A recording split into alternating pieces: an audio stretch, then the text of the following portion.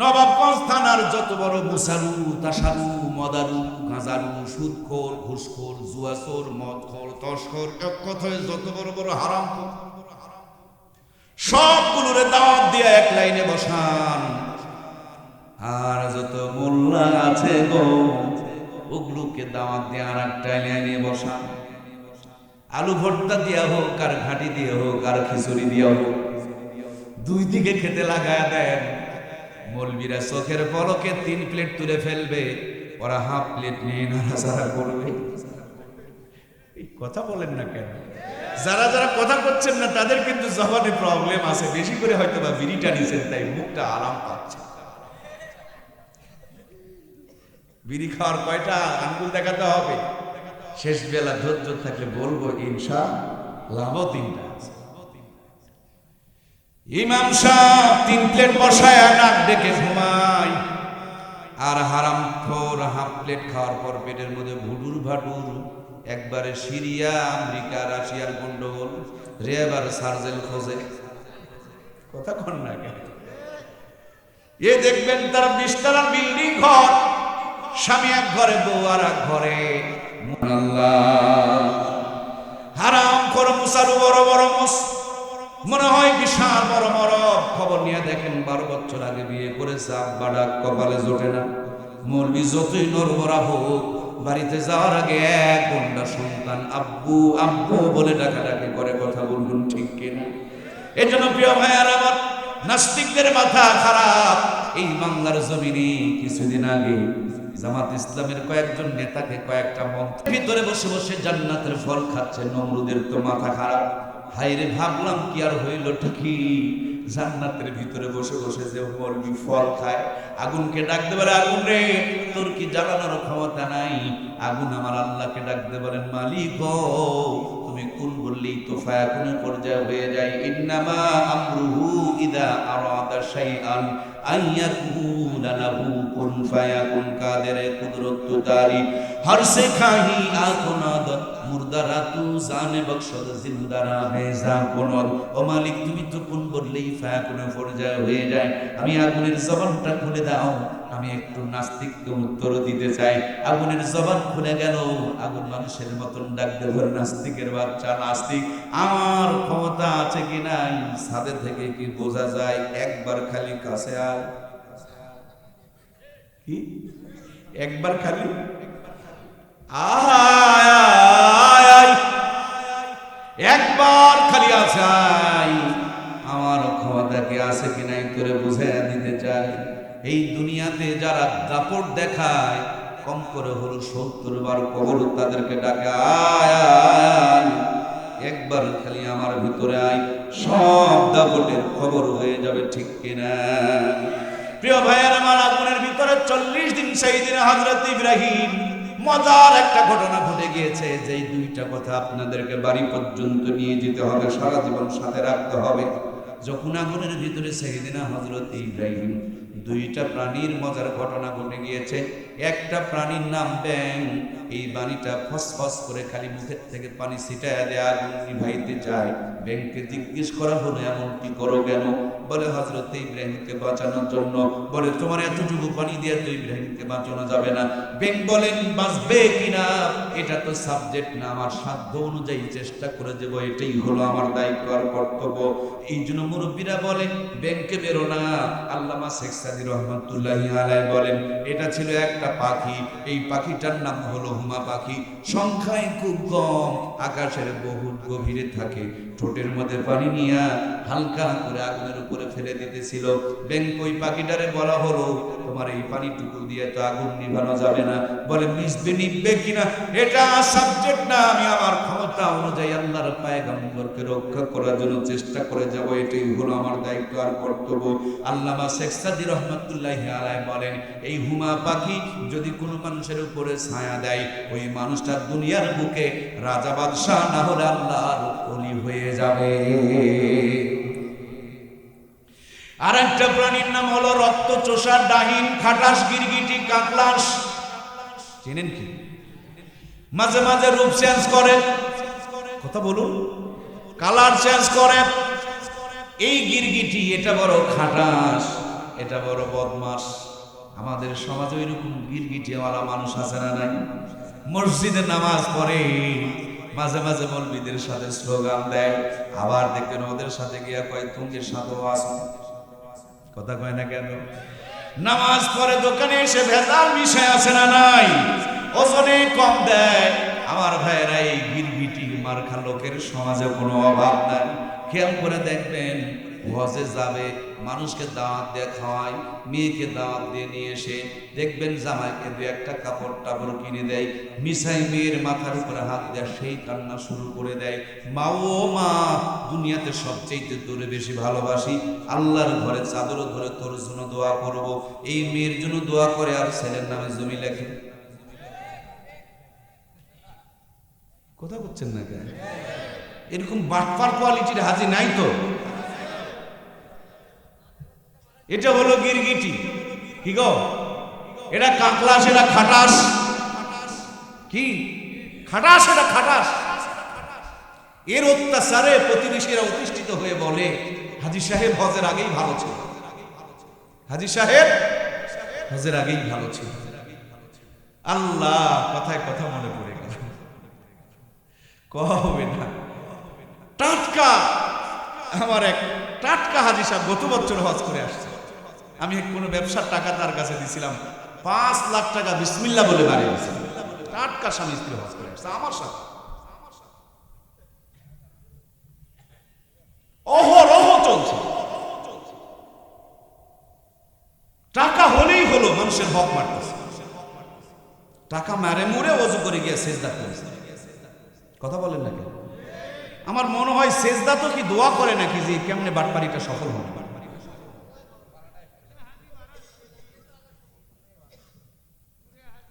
কথা কি বুঝতে পারছেন? শোনেন, পানি দিলে আগুন নিবে, আবার পানির মতন কেরাসিন দিলে আগুন। হাজিক দিয়ে জান্নাত উদ্বোধন হবে, জাহান্নাম উদ্বোধন হবে। এজন্য মানুষের হক মারা যাবে, আল্লাহ আমাদেরকে বাঁচিয়ে দিক, বলুন আমি। এই কাকলাস, খাটাস, গিরগিটি এ নাকি খড়ি বহন করেছিল, মতান্তরে ফু দিয়েছিল, আল্লাহ লানত চাপিয়ে দিয়েছে। এর জন্য মানুষ দেখতে পারলে কাকলাসকে বসান দেয় না, চুমা খায়। আমরা যখন ছোট ছিলাম, বন্ধু বান্ধবেরা শুক্রবারের দিন কাকলাস মারার জন্য বের হতাম।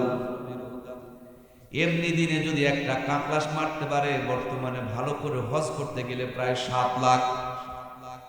খালি আল্লাহর নবীর দুশ্মনী করছে, কাকলাসকে মারলে আল্লাহ 7 লাখ টাকার একটা নগদ হজের সওয়াব দিবে। আমার প্রিয় ভাইরা, শুক্রবারের দিন যদি কেউ মারতে পারে, শুধু হজেরই সওয়াব নয়, জুমার দিনের খাতিরে উমরার সওয়াব বোনাস পেয়ে যাবে। আমার প্রিয় ভাইরা, এই 2টি কথা বাড়িতে নিয়ে যাবেন। আমার আপনার জীবনের চেষ্টা দিয়া হয়তো ইসলামী রাষ্ট্র কায়েম হবে না, সমাজের পরিবর্তন হবে না। তাই বলে কি কাকলাসের ভূমিকায় ওই জ্বলন্ত আগুনকে জ্বালানোর জন্য কি খড়ি বহন করবেন? বরঞ্চ ব্যাঙের ভূমিকায় অথবা হুমা পাখির ভূমিকায় যতটুকু সামর্থ্য আছে, ওই অন্যায়ের প্রতিবাদ করে ন্যায়কে প্রতিষ্ঠিত করার জন্য স্কুল ঘরে গিয়েও কোরআনের পক্ষে সিল মারতে হবে, ঠিক কিনা? যদি ব্যাঙের মতন ব্যাঙের ভূমিকায় থাকতে পারেন, জাতির পিতার সঙ্গে জান্নাতি হতে পারবেন। আর কাকলাসের ভূমিকায় যদি নামাজ পড়বেন, রোজা করবেন, স্কুল ঘরে গিয়া, বুঝতে পারছো না? বুঝতে পারছো না রে জাতি রে? এই জাতি বলে 90% মুসলমান জাতি, একবারও কোনোদিন কোরআন ক্ষমতায় গেল।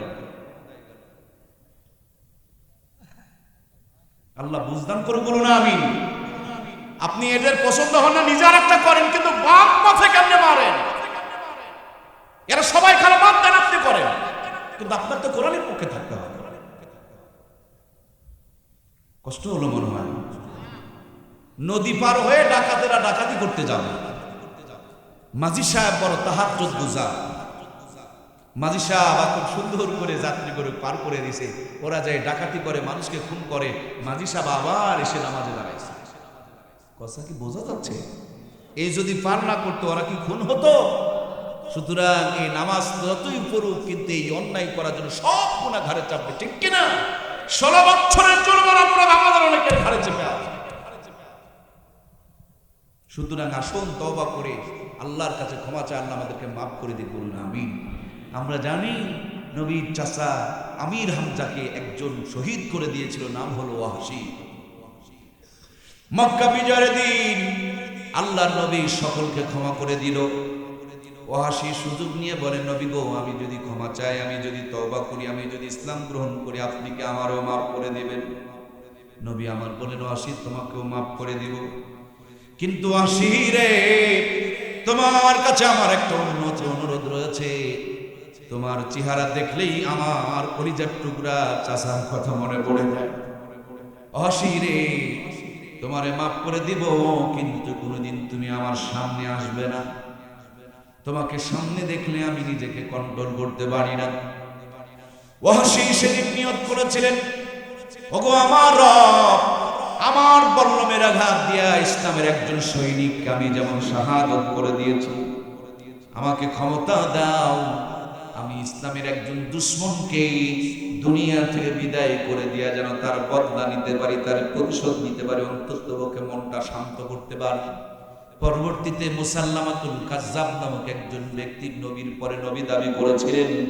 এই সেই ওয়াহশী তার বল্লমের আঘাত দিয়া তাকেও জাহান্নামের নরকিতে পাঠাইয়া দিয়েছেন।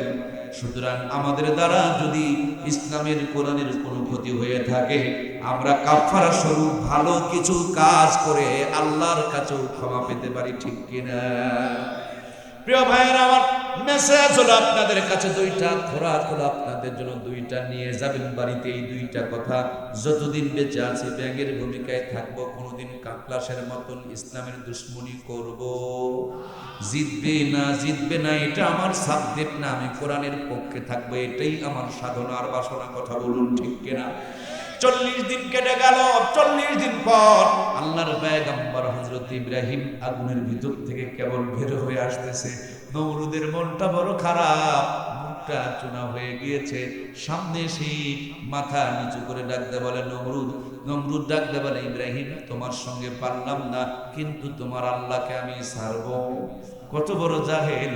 ইব্রাহিম আলাইহিস সালামের সাথে পারে নাই, কিন্তু তার রবের সঙ্গে লাগতে চায়। বলেন, তুমি যদি পারো মোকাবিলা করো, আমার কোনো আপত্তি নাই। এবার আল্লাহর দুশমন দিন তারিখ ঠিক করলেন, ময়দান ঠিক করলেন, আল্লাহর সাথে যুদ্ধ হবে, মোকাবিলা হবে। বন্ধুরা আমার, শুক্রবারের দিন বিশাল এক ময়দানে এসে সাদা একটা হাতির উপরে বসে আল্লামা শেখ সাদী রহমাতুল্লাহি আলাইহি বলেন, আকে লুৎফে খেসেরা ইজহার কর্দ বা খলিলস নারে রাগুল জারে কর্দ সুয়ে উখস মিকে তেরম দাখতা পাশায়ে কার উসকি ফায়ত সাফতা আকে আদা রাবে দরিয়া দর কুশিদ না করা আজ সঙ্গে খারা বর কুশিদ। যেমনি হাতের মধ্যে তীর ধনুক লইয়া আসমানের দিকে একটা তীর মেরে দিয়েছে, আল্লাহ ডাকতে পারে, জিবরিল রে, নমরুদের হাতের তীরটা ধরে নে, আর ওই তীরের মধ্যে মাছের রক্ত ভরিয়ে দে। মরা হাঁস মুরগি হারাম, কিন্তু মরা মাছ। আল্লাহ বলেন, জিবরিল রে, এই তীরের মাথায় মাছের রক্ত ভরিয়ে দে। সেদিন থেকে আল্লাহ তাআলা মরা মছলিকে হালাল করে দিয়েছে। সুবহানাল্লাহ বলেন। তীরের মাথায় রক্ত ভরে তীরখানা যখন জমিনে এসেছে, নমরুদ তো মহা খুশি, নাচতে নাচতে একবারে ধুতি খুলে গেছে। লুঙ্গি ড্যান্স, গেঞ্জি dance, Punjabi dance, dhoti dance, ন্যাংটা ড্যান্স, ড্যান্স দিতে দিতে এবার পায়খানা ড্যান্স, তারপরে গন্ধ ড্যান্স, এরপরে মাতলামি ড্যান্স। খালি নাচতেছে আর নাচতেছে, কি খুশি! আল্লাহ মেরে ফেলে দিয়েছে। আমার আল্লাহ নাচাইতেও পারে, সে আল্লাহ বসাইতেও। কি গো, কথা বলুন, পারে কিনা? যে আল্লাহ নাচাইতে পারে সে আল্লাহ ছাড় দেয়, কিন্তু ছেড়ে দেয় না। এবার লুঙ্গি ড্যান্স, ইংরেজি ড্যান্স, বাংলা ড্যান্স, পায়খানা ড্যান্স, গন্ধ ড্যান্স দিতে দিতে যখন ঘায়ল হয়ে গেছে গো, আর যখন নাচতে পারে না, এবার খালি হংকর হংকর করে লাফালাফি করে। আল্লাহ বলে, জিবরিল রে, একটা ন্যাংরা মশা লইয়া নমরুদের মাথায় ঢুকায়া দে। যেমনি নমরুদের মাথায় ঢুকছে মশা, নমরুদ কয়, তোরা কোন বসা? সুবহানাল্লাহ কয় না? যেই নমরুদ এতক্ষণ নাচতেছিল, সেই নমরুদের মাথায় ঢুকছে মশা। নমরুদ কই তোরা এখন বসা। ভাইও ময়দানের মধ্যে তো নাচানাচি চলতেছিল, ওখানে তো বসা বসির কিছু নাই। তখনকার মানুষ বড়, মানুষের পাও বড়, সেগুন কাটার শাল কাঠের খড়ম ছিল। এর বর্তমানে ক্রিকেটের ব্যাটের চাইতে বড় বড় খড়ম মার্কা ব্যাট, জুতা মার্কা ব্যাট। ক্রিকেট খেলা কোন দিন আবিষ্কার হয়েছে একটু কান দিয়ে শুনুন। নমরুদের চাকরদের জুতা মার্কা ব্যাট, মার্কাটা ঠিক আছে কিনা? আর নমরুদের মাথা মার্কা বল, ঠিক আছে তো? ফিলিয়ার আবার চাকর মার্কা। মার্কা কয়টা? জুতা মার্কা ব্যাট, মাথা মার্কা বল, আর চাকর মার্কা ফিলিয়ার। বলুন খেলা জমবে কিনা? সবাইকে কথা বলা লাগবে, জমবে কিনা? আপনারা জানেন বাংলার জমিনে একজন বুজুর্গ আল্লাহর ওলি ছিলেন। আমি ওনার কাছে মুসলিম শরীফ পড়েছি। আল্লামা জুনাইদ বাবু নবী রহমাতুল্লাহি আলাইহি। তাকে এক জালেম ধরে রিমান্ডে নিয়ে বারবার দাড়িগুলো টানাটানি করছিল। আল্লামা বলছিলেন আমাকে মারো, আমার নবীর সুন্নত ধরে টানাটানি করিও না। নবীর ওয়ারিসকে এভাবে নির্যাতন করছিল। ওজুর জন্য পানি চেয়েছিল, পানি না দিয়া টয়লেটে দীর্ঘ টাইম ধরে বন্ধ করে রেখেছিল, যাতে নামাজ পড়তে না পারে, বরদোয়া করতে না পারে। আমার ভাইয়েরা আল্লাহর ওলিদের সঙ্গে দুশ্মনী করেছিল। পরবর্তীর খবর আপনারা জানেন, তাদের মেয়ের নাম ছিল ঐশী। বাপ মাকে মেরে টয়লেটের মধ্যে ঢুকায় রাখছিল। টয়লেটের সাথে টয়লেটের যোগাযোগ আছে না? পার পাবেন না, আল্লাহর ওলিদের সঙ্গে লেগে পার পাবেন। আমার প্রাণপ্রিয় ভাইয়েরা, সীমা লঙ্ঘন করে দিলে আল্লাহ তাআলা কখনো ছাড়ে না। এবার নমরুদের মাথায় ঠাস ঠাস করে চলতেছে, জোরে জোরে মারতেছে, আর মজাও নাকি বাড়তেছে। কিছু কিছু চাকর যখন ধীরে ধীরে মারে, নমরুদ তখন জোরে জোরে চিৎকার মারে আর বলে বেটা জোরে জোরে মার, জোরে মারলেই তো মজা লাগে। আমার ক্রিকেটের প্লেয়ার ভাইরা যারা আছেন একটু দয়া করে আমাকে হেল্প করবেন।